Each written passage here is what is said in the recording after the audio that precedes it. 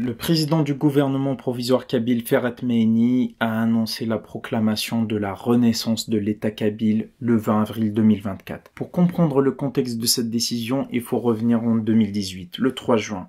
Lors d'une conférence à Londres, Ferhat Mehini a appelé à l'établissement d'une autorité kabyle distincte de celle de l'Algérie. Cette déclaration a suscité une réaction virulente du pouvoir algérien qui a intensifié la répression contre les militants du MAK. En 2021, cette répression a atteint son paroxysme, avec des incendies dévastateurs causant d'énormes pertes humaines et matérielles en Kabylie. La même année, le pouvoir algérien a classé le MAK organisation terroriste et a emprisonné des centaines de ses militants. Cependant, le mouvement indépendantiste kabyle a résolument rejeté la violence, poursuivant son objectif de concrétiser l'appel de Londres, et ce, en créant un État. Celui-ci sera l'autorité suprême, dont l'une des missions sera de remplacer concrètement l'autorité algérienne par une autorité kabyle. D'ailleurs, depuis sa fondation en 2010, le gouvernement provisoire kabyle a œuvré à mettre en place tous les attributs structures nécessaires à cet État. Hymne national, drapeau, constitution, redéfinition des frontières, CESEC, carte d'identité, Parlement et Haut Conseil à la sécurité. Vous comprenez donc qu'avec ces institutions en place, la Kabylie est désormais prête à proclamer son État